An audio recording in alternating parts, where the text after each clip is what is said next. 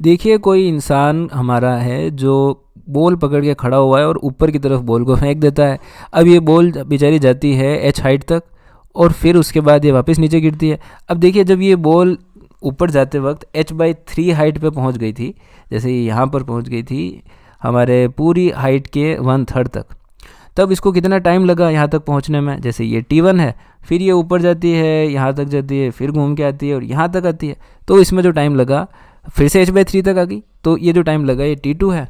हमें इन दोनों का रेशियो पूछा है। अब ये देखिए कि अगर h हाइट तक हमने इस बॉल को ऊपर फेंका है और इनिशियली ये u स्पीड से फेंकी गई है, तो आप थर्ड इक्वेशन ऑफ मोशन याद करिए जो कि कहती है v² - u² जो है वो 2a एस के इक्वल होता है। एस डिस्प्लेसमेंट है ऑब्वियसली, तो ऊपर तक की जर्नी के दौरान जो डिस्प्लेसमेंट था वो था एच और ग्रेविटेशनल एक्सेलरेशन था जी। सो और इनिशियली जो स्पीड थी वो तो हमारी यू थी, बट फाइनल स्पीड जीरो हो गई थी टॉप मोस्ट हाइट पर। सो वी जीरो हो जाएगा बट यू रहेगा। सो u² = 2gh या u = √2gh। सो हमने इस बॉल को इस स्पीड से इनिशियली ऊपर की तरफ फेंका था। अब हम h/3 के लिए सेकेंड इक्वेशन ऑफ मोशन को अप्लाई करते हैं जो कि ये कहती है कि जो डिस्प्लेसमेंट है वो होता है ut + ½ at²। और क्योंकि जो डिस्प्लेसमेंट है वो होगा final position which is h/3 पर लाना है हमें, किसी भी तरीके से लाओ, चाहे शुरुआत में भेजो या घूम फिर के वापस यहीं आ जाए, दोनों कंडीशन में h/3 होगी। फाइनल पोजीशन माइनस इनिशियली जो पोजीशन थी वो 0 थी, हमने जब इसको फेंका था तब हम इसकी पोजीशन y = 0 मान रहे हैं, ठीक है।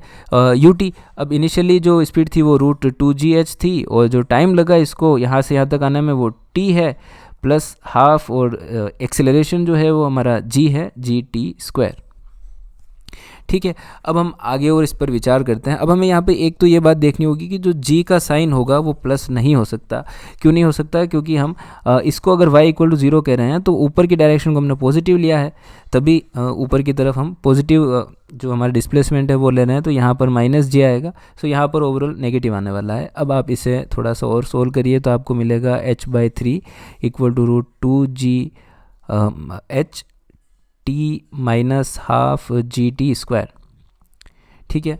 अगर हम इसमें 6 से इंटू कर दें तीनों टर्म्स को तो हमारी इक्वेशन थोड़ी सी सिंप्लीफाई हो जाएगी। तो हम इन सारे टर्म्स को अगर 6 से इंटू कर देते हैं तो हमें जो इक्वेशन मिलेगी वो होगी 3 से ये 6 कटेगा, कहाँ चला गया, 6 कटेगा हमारा 2h टाइम्स। सो यहाँ आएगा 2h = यहाँ हो जाएगा 6t√2gh और यहाँ होगा -3gt², ठीक है। इसको हम थोड़ा और रीअरेंज करते हैं, सारे टर्म्स को इस तरफ ले आते हैं तो आएगा 3gt² - 6√2ght + 2h = 0। अब ये क्वाड्रेटिक इक्वेशन है t के टर्म्स में, तो हम इसे सोल्व कर सकते हैं। हमें पता है कि जो इसकी किसी भी क्वाड्रेटिक इक्वेशन के 2 रूट आते हैं और जो क्वाड्रेटिक फार्मूला है उससे हम इसको सोल्व करेंगे, दैट इज़ -b।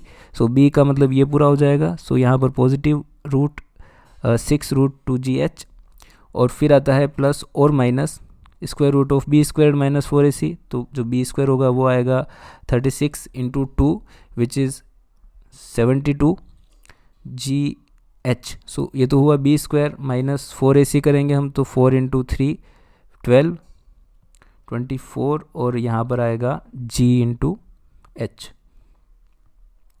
और divided by 2a। So a की वैल्यू 3 है तो नीचे आएगा हमारा 6। अब यहाँ पर अगर हम पॉजिटिव लेंगे तो हमें एक टाइम मिलेगा जो कि t1 होगा और नेगेटिव लेंगे तो जो दूसरा टाइम मिलेगा वो t2 हो जाएगा।